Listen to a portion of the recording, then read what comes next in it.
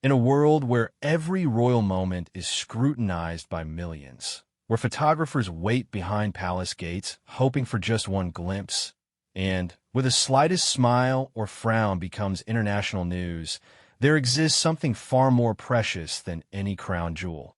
It's the simple, unguarded laughter of a child who happens to be a prince, captured not by the world's most expensive cameras, but by the loving eyes of his mother.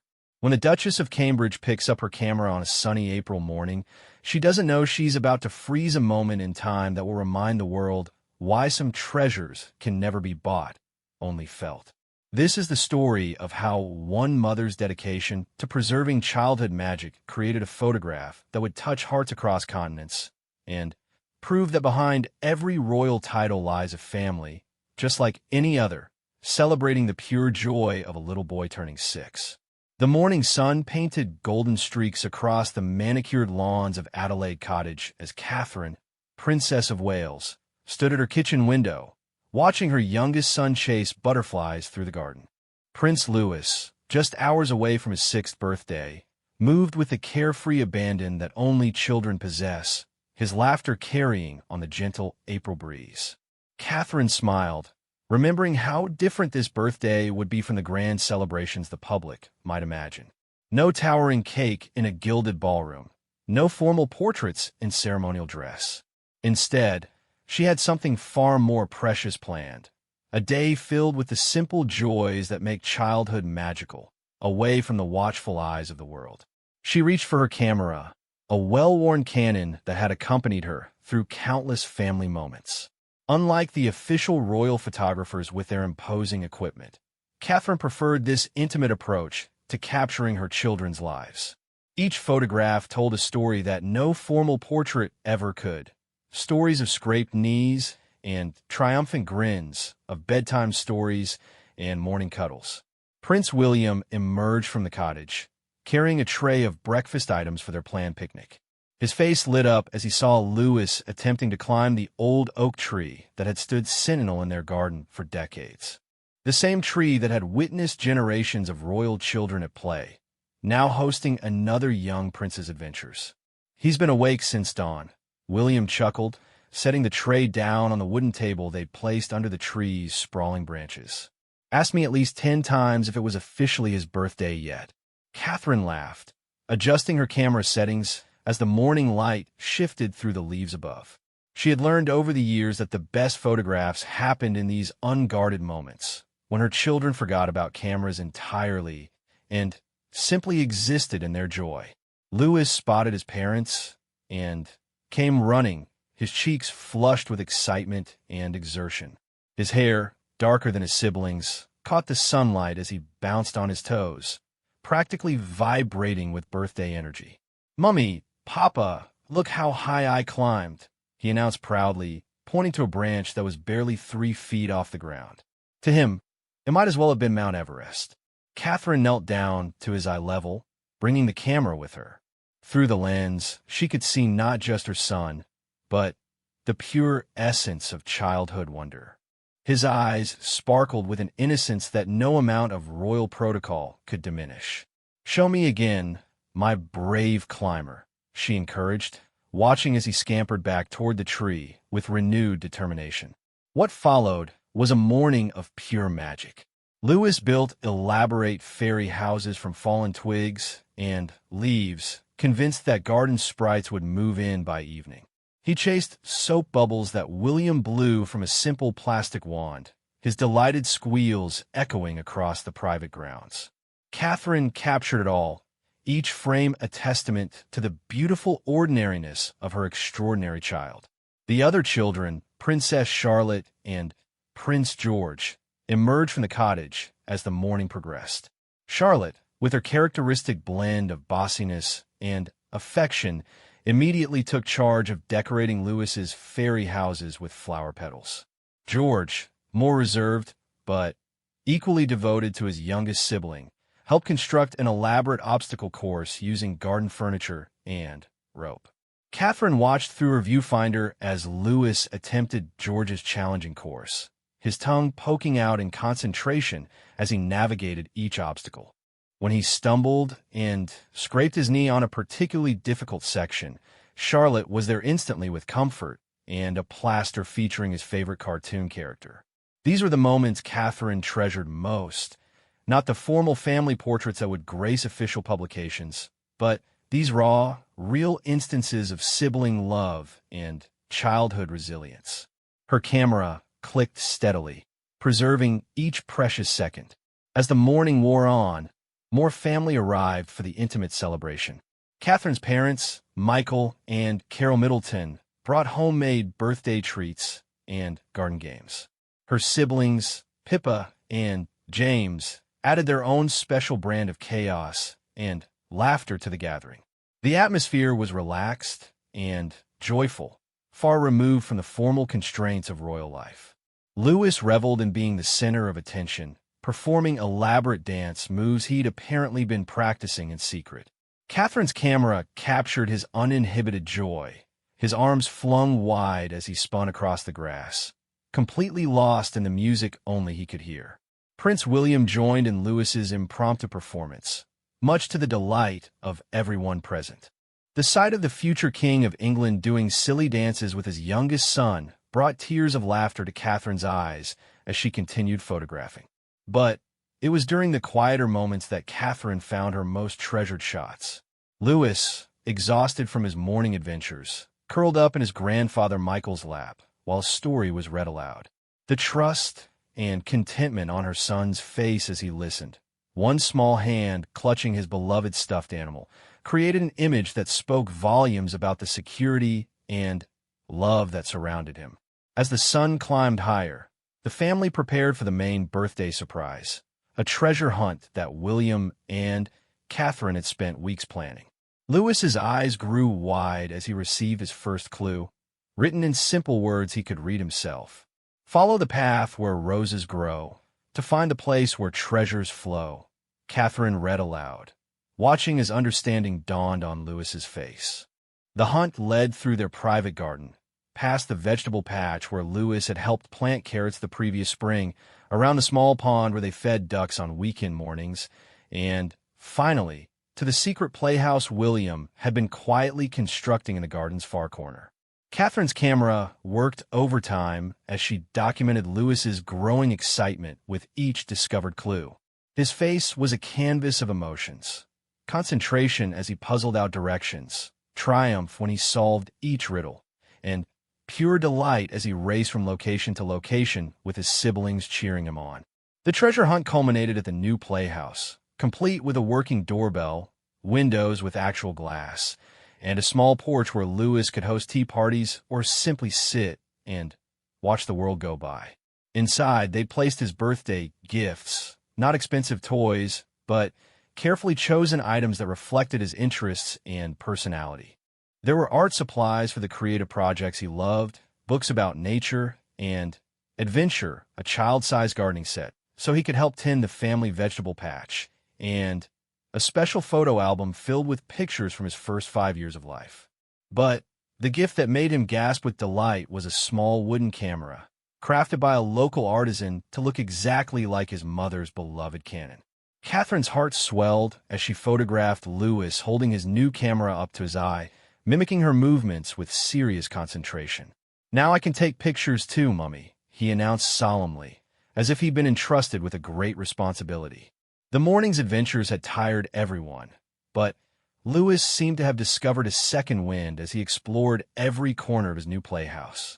Catherine captured his wonder as he tested the doorbell repeatedly, arranged and rearranged the small furniture inside, and proudly showed each family member around his new domain.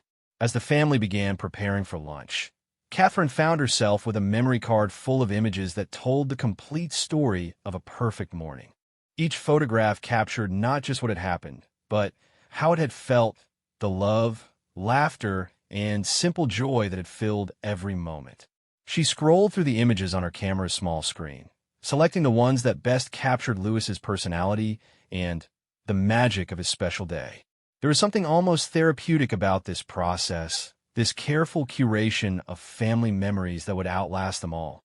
The morning had been everything she'd hoped for and more, a celebration that honored the beautiful, boisterous, loving child Lewis had become, surrounded by the people who knew and cherished him best.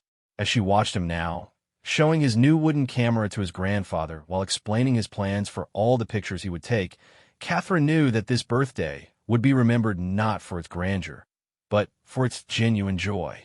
The real celebration, she realized, wasn't in the gifts or the special treats, but in these stolen hours of normal family life, where her children could simply be children, and where love was measured not in protocol or ceremony, but in laughter shared under an old oak tree on a perfect April morning. The afternoon sun cast a warm glow over Adelaide Cottage as the family gathered for Lewis's birthday lunch. Catherine had insisted on keeping things simple. Sandwiches cut into fun shapes, fresh fruit from their own garden, and a homemade chocolate cake that Lewis had helped decorate the evening before with more enthusiasm than skill. The dining room buzzed with animated conversation as Lewis regaled everyone with detailed explanations of his morning adventures. His wooden camera sat proudly beside his plate, and he paused frequently in his storytelling to photograph various family members, complete with clicking sounds and serious photographer expressions that made everyone laugh.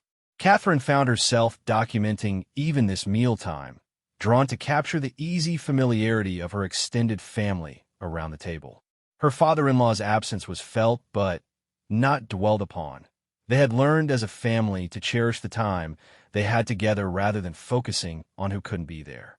"Tell us about the fairies in your garden houses," Lewis prompted his Aunt Pippa, leaning forward with exaggerated interest. Lewis's eyes lit up as he launched into an elaborate explanation of the fairy community he was certain lived in their garden. According to his detailed mythology, there was a fairy queen who lived in the rose bushes, worker fairies who tended the vegetable garden at night, and baby fairies who slept in the flower buds until they were old enough to help with important fairy duties.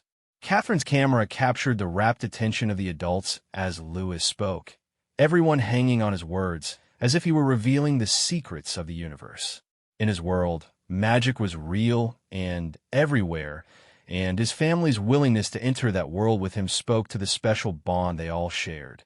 As they moved to cut the birthday cake, Lewis insisted on wearing the paper crown Charlotte had made for him that morning.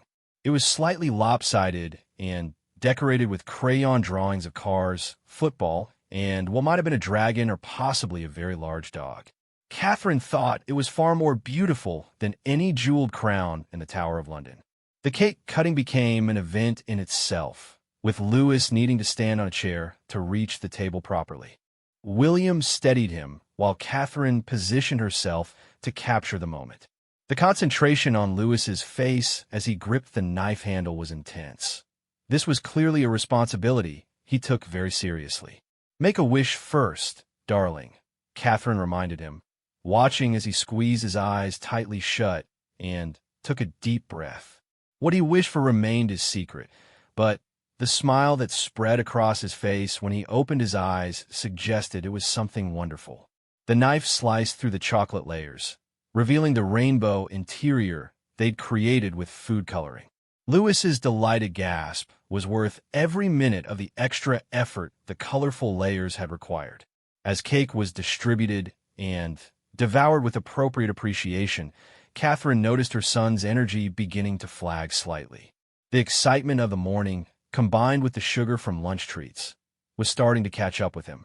She knew from experience that this could go one of two ways, either a spectacular meltdown or a sweet, sleepy contentment. Fortunately, Lewis seemed to be heading toward the latter. He curled up in his grandfather's lap again, this time with his wooden camera clutched in one hand and a small piece of birthday cake in the other. Catherine captured this tender moment, the trust and love evident in the way he relaxed completely against his grandfather's chest.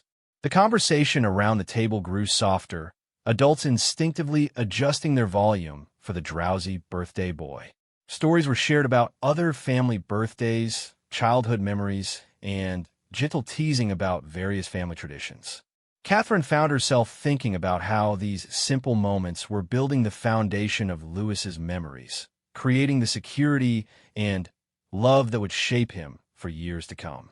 When Louis perked up again, Uncle James suggested they take the party outside for some garden games. The afternoon had grown even more beautiful, with a gentle breeze stirring the flowers and the temperature perfect for outdoor activities. They set up a variety of activities across the garden.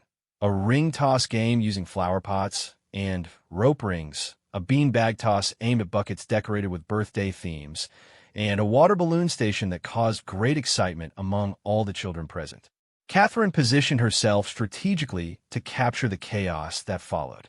Charlotte proved surprisingly competitive at the ring toss, while George showed remarkable accuracy with the beanbags. But it was Louis's approach to the water balloon activity that provided the most entertainment. Rather than throwing the balloons at targets, he decided they were too beautiful to destroy and began collecting them like precious treasures. Soon he had an armful of colorful balloons, each one carefully cradled as if it might break.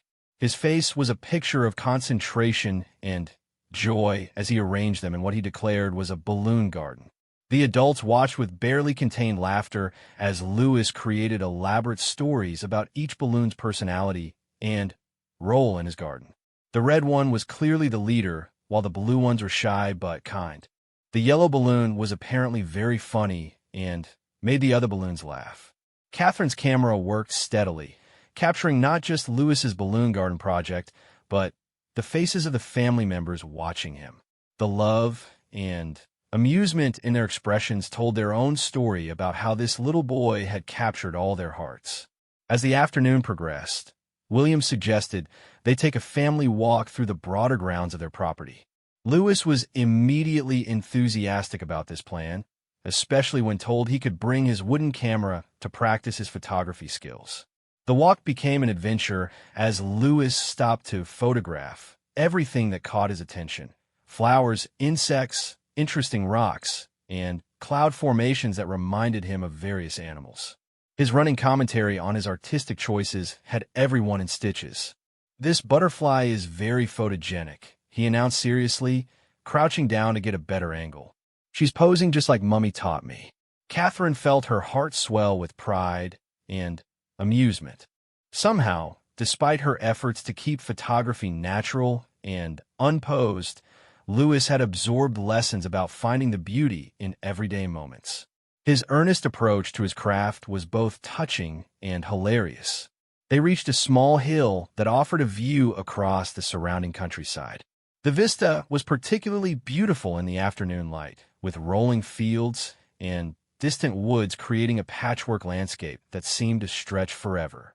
Louis stood at the top of the hill with his wooden camera, pretending to capture the panoramic view. The wind ruffled his hair, and his paper crown sat askew, but his expression was one of pure satisfaction.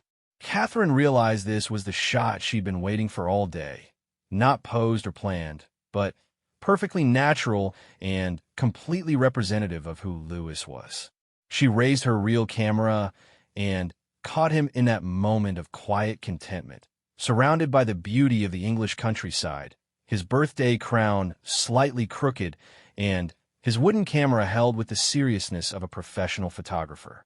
The image captured everything she loved about her youngest son: his joy, his imagination, his ability to find wonder in the simplest things. The family began their return journey as late afternoon shadows grew longer. Louis was getting tired, but remained determined to document their walk with his wooden camera. He insisted on photographing everyone multiple times, directing them to stand in specific places or make particular expressions.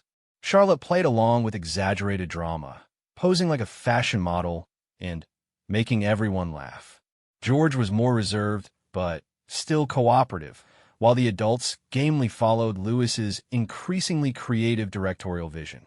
"Now everyone needs to look surprised," he instructed at one point, "because we just saw a magical rabbit." The resulting photograph session had everyone laughing so hard that Catherine's real photos captured a family in genuine, unguarded joy.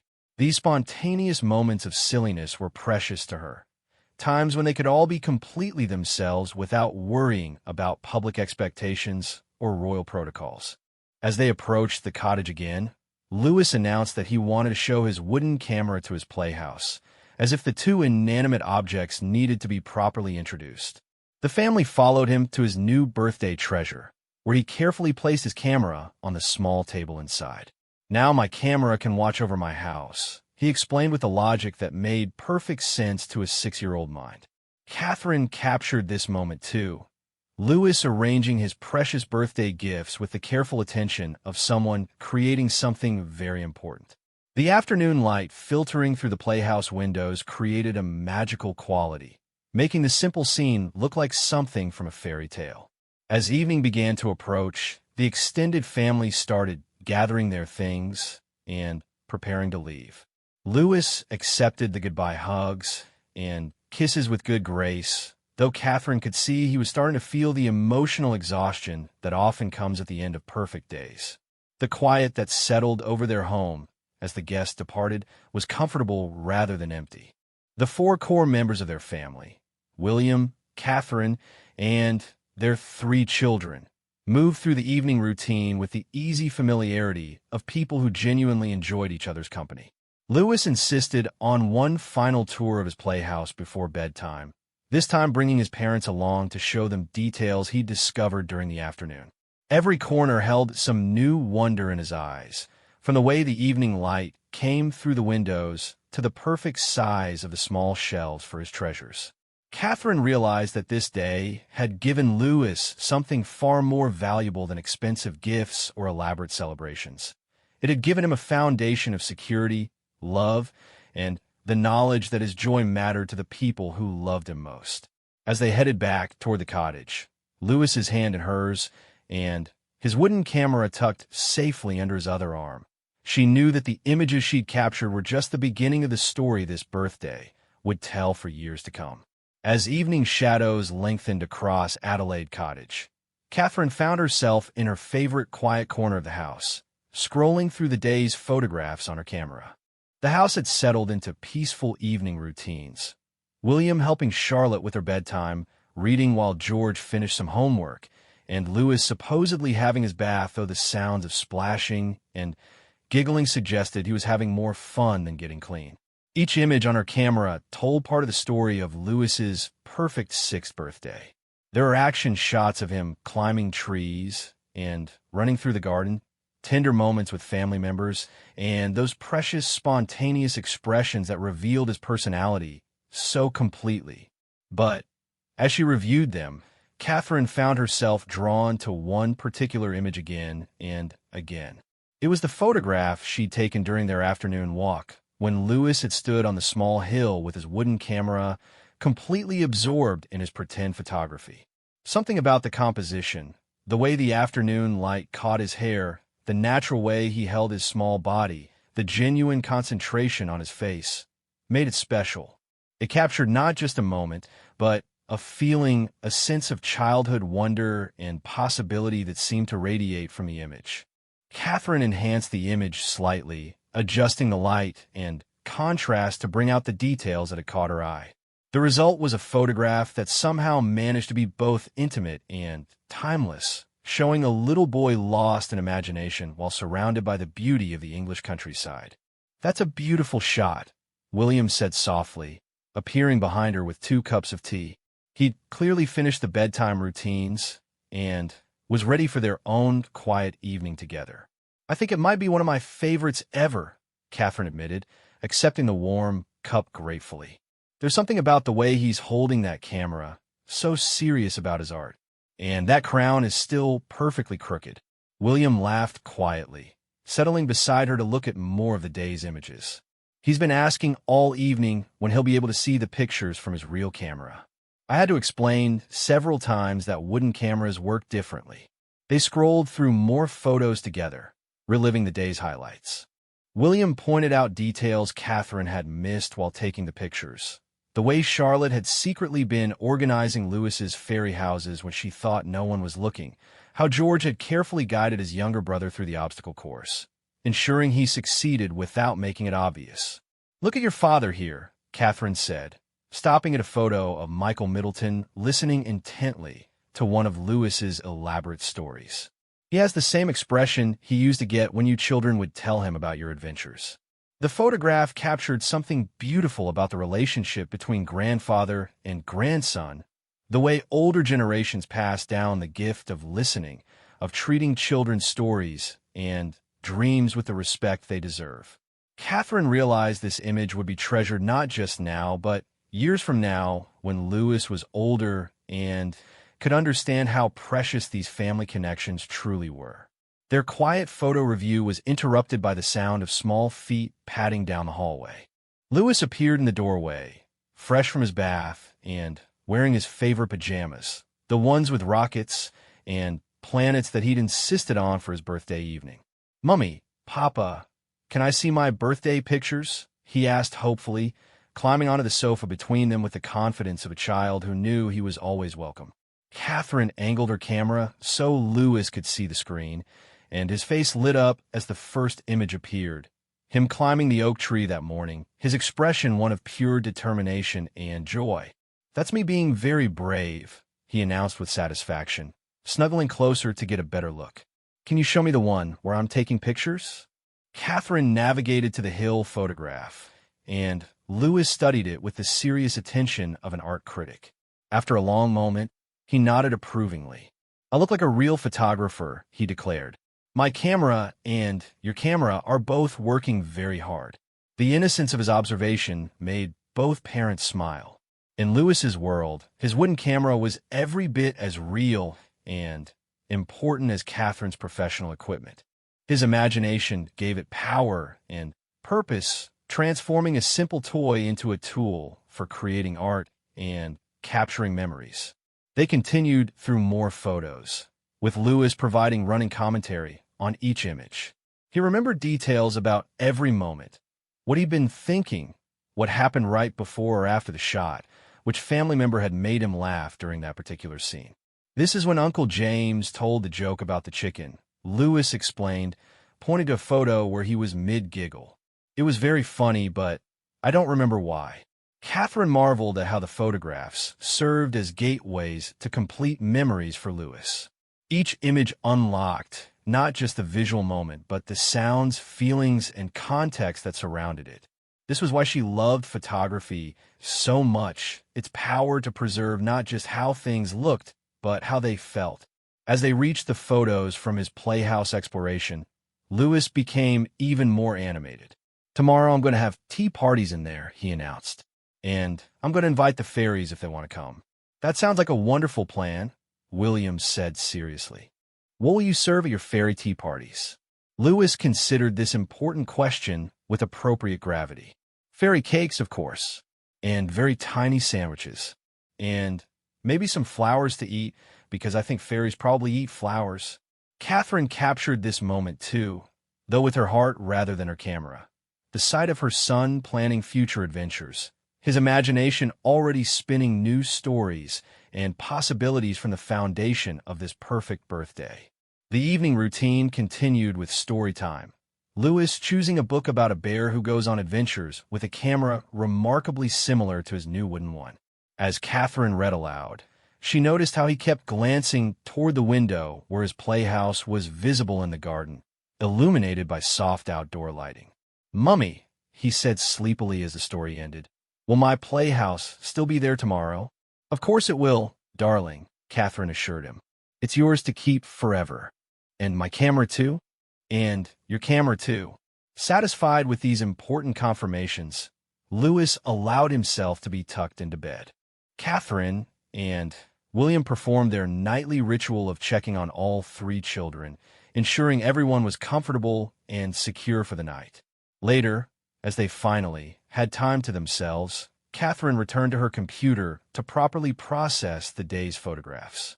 She worked quietly in her small office, uploading and organizing the images while William caught up on some reading nearby.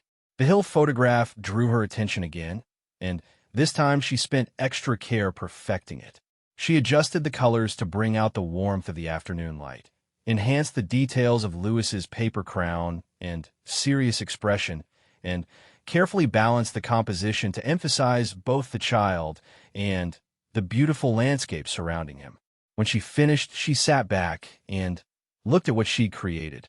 It was more than just a photograph. It was a portrait of childhood itself, of wonder and imagination and the kind of pure joy that comes from being 6 years old on a perfect day. It captured something essential about Lewis's spirit, but also something universal about the magic of being a child. "You're going to share that one, aren't you?" William asked, looking over her shoulder at the final image. Catherine nodded. Over the years, she had learned that some photographs were too special to keep completely private. This image had the power to bring joy to people far beyond their family circle, to remind others of their own childhood magic, or to give them a moment of pure happiness in difficult times. She began composing the message that would accompany the photograph when she shared it with the world. It needed to be simple but heartfelt, acknowledging the special nature of the day while protecting Lewis's privacy and maintaining the natural, unposed quality that made the image so powerful. "Thank you for all your lovely wishes on Prince Lewis's 6th birthday," she typed carefully. "We hope this photograph captures a little of the joy and wonder that makes every day with him such an adventure." The message felt right, personal enough to be genuine, but general enough to preserve the privacy of their family celebration. The focus would be on the photograph itself, on that captured moment of a child lost in imagination and joy. Before sharing the image, Catherine took one more look at the collection of photographs from the day. Each one told part of Lewis's birthday story, but together they created something even more meaningful, a record of a family celebration rooted in love, laughter, and the simple pleasure of being together. She thought about how these images would age, how they would become more precious with time as Lewis grew older and the memories of being 6 began to fade. Someday he would look at these photographs with his own children, sharing stories about the day when he got his first camera and believed fairies lived in the garden. The hill photograph, in particular, would serve as a time capsule of this perfect moment, when the world was full of possibility, when imagination was more real than reality, and when the simple act of pretending to take a photograph could fill a child with the profound satisfaction of creating something beautiful. As Catherine finally shared the image with the world, she knew she was offering more than just a glimpse into a royal birthday celebration. She was sharing a reminder of what childhood could be at its best, full of wonder, surrounded by love, and rich with the kind of magic that comes not from expensive gifts or elaborate celebrations, but from the attention and care of people who understand that the most important moments in life are often the simplest ones. The photograph would travel around the world in minutes, bringing smiles to millions of faces and perhaps inspiring other parents to pause and really see the magic in their own children's everyday adventures. But for Catherine, its true value lay in what it represented: a perfect day with her youngest son, preserved forever in light and shadow, color and composition, capturing not just how Lewis looked at 6, but how it felt to be his mother on the day he turned another year older and more wonderful.